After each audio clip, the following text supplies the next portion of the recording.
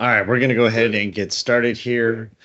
Today we're talking about AI, which I think everybody is talking about for the most part. But we're really going to talk about, how to prompt is the kind of the beginning of this. So we're going to talk about how to prompt, what that looks like, and we're going to talk a little bit about our summer series on AI, as a matter of fact. So let's jump right into it. We're Strategic Information Resources. We make your tech work, keep your people and profits protected and secured. We're a team of solutionists. We go and find problems and fix them, oftentimes with technology, and we are always taking a cybersecurity first approach in everything we do.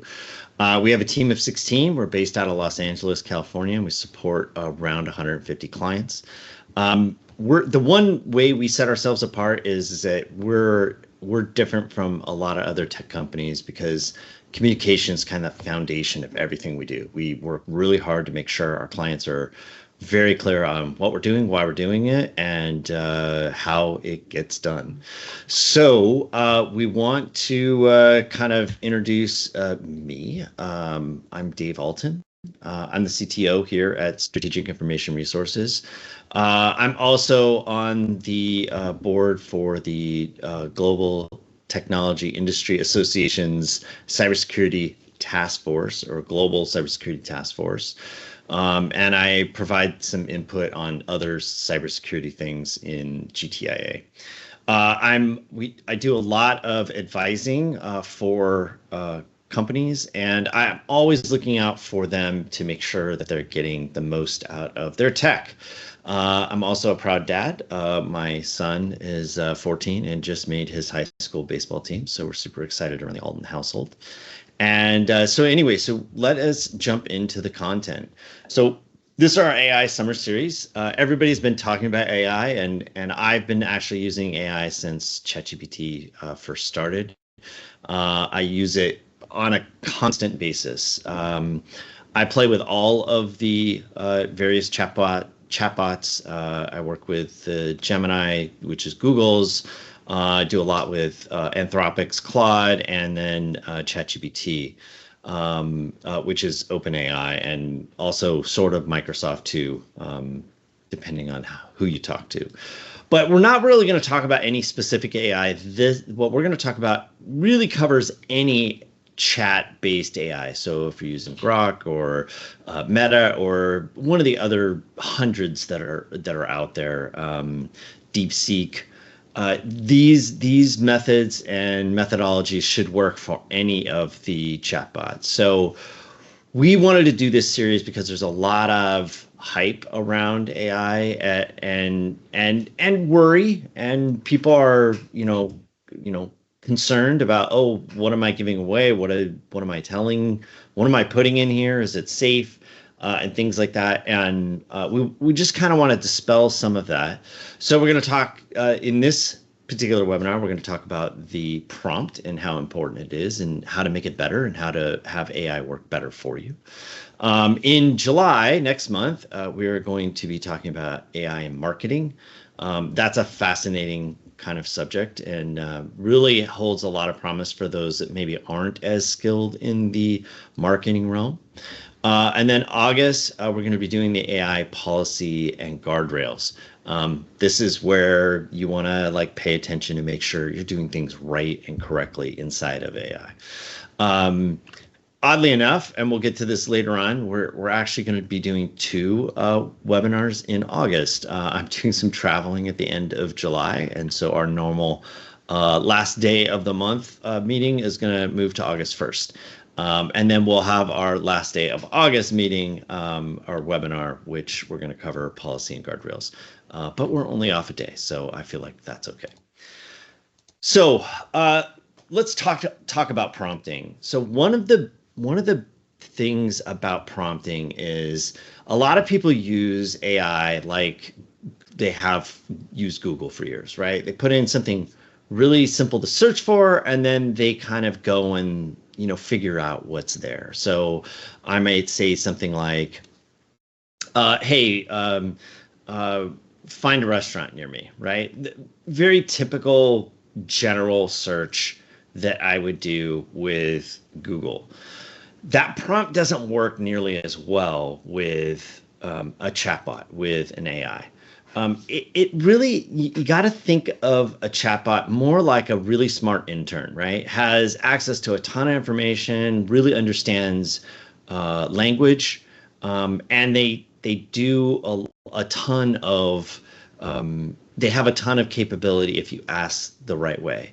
So a good prompt example, right, is find a restaurant near me that I can feed a family of four for less than $100, has burgers on the menu, and will allow me to pay with a credit card, right? That's a good prompt for AI because now it's going to go really narrow that search. So you're taking out what you kind of have to do, which is look through a bunch of websites to figure out all those factors. The AI can kind of do that for you, right? So another example that we have here on the screen is, write a blog. Well, that's pretty generic, right? It doesn't give a whole lot of information on what the topic needs to be or anything else. So a better prompt would be write a 300-word blog from an architect about light and design, right?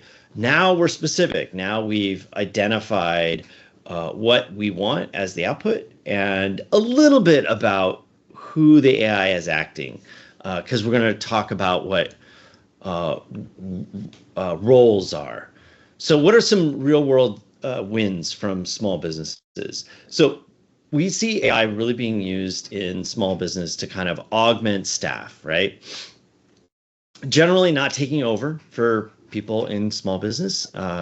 It really is more a matter of you're able to kind of do more with the AI than you'd be able to do on your own.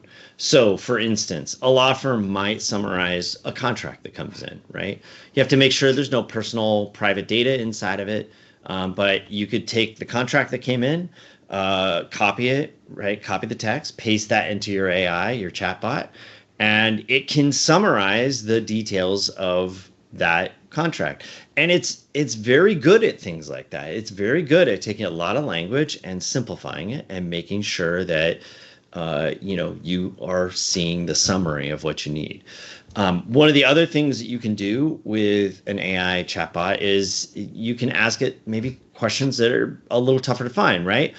You look at a contract, it's 40 pages long. You're like, hey, summarize this for me, right? Okay, it breaks down those 40 pages and gives you a summary of everything. But really the kind of the where you get a big advantage is you could say something like, hey, show me any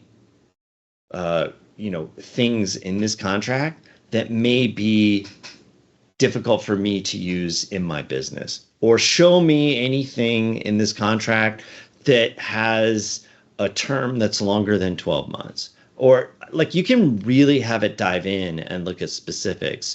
So again, it's not going to replace going and reading that contract, right? Because you ultimately know, but it can at least call some things out. We see a lot of nonprofits draft donor letters, right? One of our clients is a nonprofit, and they draft donor letters, and they do this using information that they have about both the AI and about the client or the person that they're drafting this letter to, and the topic that they want to send. Now, what comes out isn't what they send, but it's a good start. Again, it's all about getting to a point where it's easier to finish, right? A lot of times for me, it's the, hey, how do I get that idea that I need to kind of put this in the words that I want, right? I'm not as good of a writer as I am, hey, I can think up some cool idea, but I can use AI to augment my writing skills and really kind of drive home a point or make sure that people understand where I'm getting to or what my message is, right? Consultants save 4 hours a week summarizing meetings.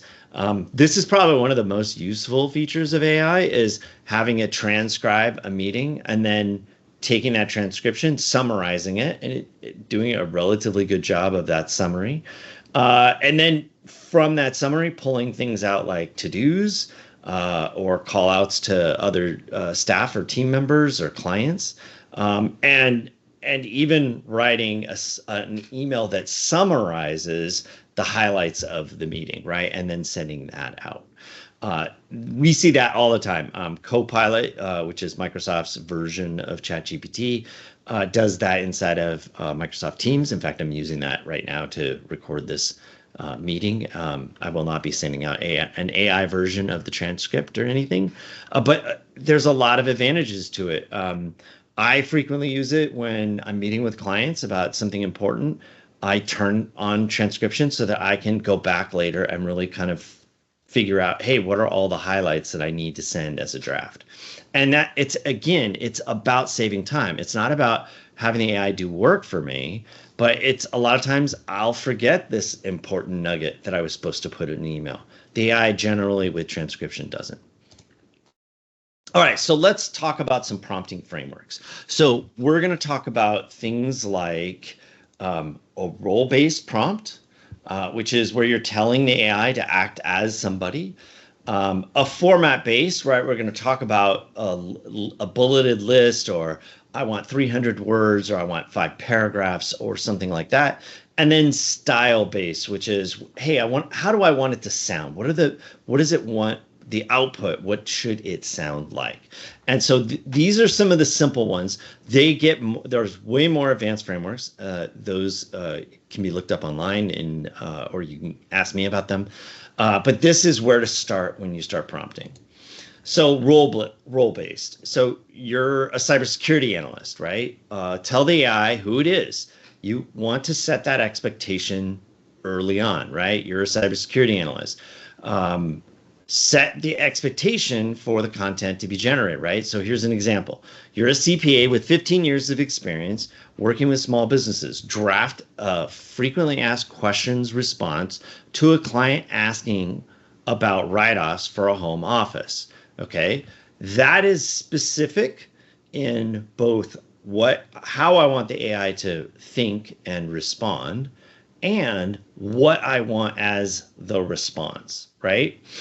The other one here is you're a trusted financial advisor. Write a reassuring email to clients explaining recent market volatility in plain language, right? So we've said this one is actually a combo. There's a few things in here that we're going to get to in a minute, which is a little bit about style, a little bit about what I want as the output, how I want the AI to behave or think in this case, and ultimately how the client is going to end up receiving this, right? So a format-based prompt is similar, right? Tell the AI what format you want something back in.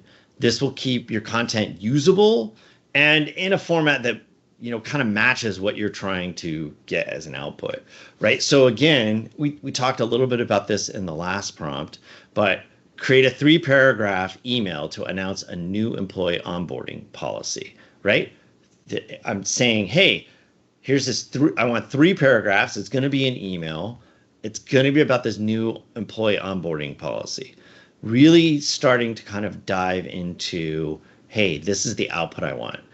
This is one that I use all the time. Write a bulleted list of pros and cons for switching from desktop-based accounting software to a cloud-based solution, right? That I do the pros and cons all the time because it's really good at driving through a lot of text and simplifying it in ways that it's hard for humans to do at times, right? So again, is it something that I would go and give somebody? No, but it would give me a really good starting place to kind of go in, look at what I want, and then be able to output that with small minor changes and tweaks, and put that out there. And then we also talk a little bit about style, right? Make it sound friendly and clear, right? This will kind of get a tone for the AI to respond in, right? And you can also start to set up, when you start to set up these frameworks, you can start to set it up so that the AI responds to you in this way normally, right? It always does this. A terrible example, don't do this because it really kind of messes with your chatbot, is You can say something like, I want you to respond as if you were a pirate. And I want all of the responses to be in that style. And so the AI, and I've done this and played with it. Again, don't recommend this because it does take a while for your AI to stop talking like a pirate, but it will respond to you as a pirate, and arg matey and things like that will come up in its language as part of that. So it can create a good, consistent tone. You can also take writing that you've done and put that into the AI, and then say, hey, I want you to build a style format for me from this work. That is how I want you to respond when I ask for an email. So you can actually generate text and language that sounds a lot like you, right? So an example of this, right? I did the pirate example. That one's a little on the silly side, but write this client email in a friendly, professional tone explaining why their quarterly estimated taxes are higher this year, right? Friendly, professional tone. That is that style-based kind of format that we're talking about, right? Or draft a short LinkedIn post in a confident, conversational tone introducing your estate planning services to new parents. So again, I'm being very specific. What is my content? What is going to end up being the content? Here is the LinkedIn post, right? I want you to be in a confident conversational tone, and I want to introduce something, right? So those are kind of all the things that allow you to kind of craft the AI to give you output in the way that you want it versus having to go in and redo it over and over again. So putting together is really where this kind of comes into its own, right? It really starts to take advantage of a lot of different things. So combining a role, the format, and the style leads to better outcomes. You get responses that are far less generic, and the output is usable quicker, meaning I can probably edit it in much less time than I could otherwise, right? So here are a couple of examples of like putting all this together. You're a trusted financial advisor, write a short email in a calm professional tone why a client's 401k contribution might need adjusting this year, right? So the role here is you're a trusted financial advisor. The format is a short email, right? So it knows, hey, it's probably 2 paragraphs or something along those lines. And then the style is calm and professional tone. So it gives it enough to go on, but not so much that it starts constraining it. Another example here, you are an experienced estate planning attorney, write a 3-paragraph blog post in a reassuring, clear tone about why new parents should consider setting up a will, right? Your role as an estate planning attorney, the format is a 3-paragraph blog post, and it's an assuring, clear tone. So I wanted to these are really small, you can't read them, but if you were to put the prompt on the left in, which is, hey, someone needs an email about the financial markets, right? Or their current finance situation. So the prompt that comes back is not bad. It's quite good. It's just super robotic and generic. It doesn't have any style or tone. It's very informational, and the AI makes a ton of assumptions.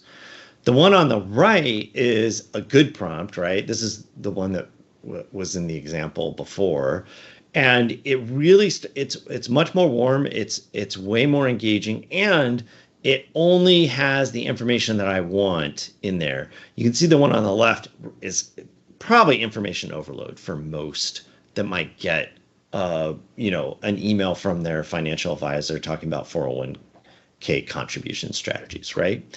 So that's why we talk about making it making that prompt rather specific versus making it super generic. There is a lot of much better response from the AI if you're doing a very specific prompt.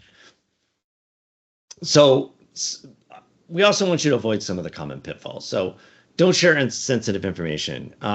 if you're using the free versions of any of the chatbots out there, they are training on your data. So putting something in there about a client, putting client's name in their phone number, address, serial number, or social security number, a credit card number, any of that, that should not be put into an AI. If you need to put that kind of stuff into an AI, it either needs to be scrubbed and doesn't have any real personal data. It's fake. Or it needs to be anonymized, right? It needs to be taken out, right? Or redacted in some way, right? So you can do a lot with that, but you would never want to put like someone's tax return into the AI. It would open it up to potentially being seen by the AI as a chatbot. Now, you can, when you get on the paid versions of any of them, you can create privacy rules that say, hey, you're not allowed to really go and use any of my data for training. most AI kind of security folks will still tell you, hey, don't put anything in there that's personal, private, or something that is like trade secret or along those lines, because the AI is still in the cloud. And so if that AI were ever hacked, that data would become available to a hacker, and you probably don't want that. The AI is not training on it anymore, which is great, but it is still putting sensitive information in there. So it's better to not put it in there if you can avoid it. And you should just generally avoid it. Always review and edit outputs. I'll tell kind of a funny story. The AI has a tendency to hallucinate, especially when you think about how it was trained. It was trained to satisfy the questions that it's being asked. It's incentivized in a programmatic way to give you outputs that you want. So if you think about that for a second, I would rather tell you something that's wrong and make you happy than tell you something that's right that's going to make you upset, right? That's how the AI thinks. So one example of this is a wealth management firm used AI to draft a newsletter about SEC updates. The article included a sentence about a new compliance deadline that didn't actually exist. It was fabricated by the model. Went out without review. A longtime client called up and said, hey, we missed a filing requirement. What the heck? How is this? How are you our financial advisor and we're missing out on something like this? So it's one of those things that it's really, really easy to kind of get out over your skis because you didn't read through it. So it's always important to read and review it. It's not always accurate. We talked about that a little bit, but the AI will do things like there was a lawyer in the Midwest went into a courtroom. Might have been New York. Went into a courtroom, cited a case in his brief. And the judge said, "Oh, I'm not familiar with this, case. I'm going to need to review it." And it turns out it was fully generated by the AI. It was very detailed, but the way the prompt was written was, "Hey, I have this argument. Give me data that will allow this argument to be true." And the AI was happy to, give that. It's comical because you think, oh, well, who would do that? But you get so used to AI, kind of like, hey, this is way faster than I can do this, and it's really quick, and I can get through it, and things like that. It's great. You kind of get used to it, but you always have to go back and check. Hey, did the AI put anything in there? You can even have the AI review itself. Oftentimes, I'll have it generate a response for me, and then I'll take that and I'll put that in a different one and say, hey, is there anything in here that isn't factual? And the AI can normally point out a lot of that stuff. Use approved tools, right? A lot of free browser-based AI writing assistants have kind of popped up in the world, and a lot of those are maybe not using all the best security practices to keep your data private and safe. So it's really, really easy to end up with using a tool that looks really good from a marketing standpoint, but isn't behaving properly, right, in the back end. So always, always, always make sure you're using approved tools and that those tools make sense for your business. So next in our series is going to be Marketing Mayhem, AI unleashed on your brand. So we're really going to talk about using AI to write content without it sounding like a bot or AI generated, right? We're going to talk a little bit about prompts for social, blogs, outreach, and more stuff in general. So if you're attending this webinar, we do have a couple of handouts. If you're watching this webinar later, if you email info@sirinc.com, we'll happily get you a copy of these. And really, it's kind of the safe use AI checklist for small businesses. Make sure, we're going to talk about what you do before you prompt, while you prompt, after you prompt, and then some review. And then kind of 15 prompts to power up your workday, right? We're going to talk about some marketing prompts in there. We have some general productivity prompts, some bonus tips and things like that. So shoot us an email. We're happy to get these to you. If you have any questions, you can fire those off in the chat now. We're going to come up on that real quick. In fact, the next slide. So we'll give everybody a minute or two to ask any questions they might have. Carly, do we have any in chat yet? Nope. All right. So I think we'll move on. If any come in, Carly, just ping me. I'm not really watching chat, and we'll answer them kind of live. So what's next?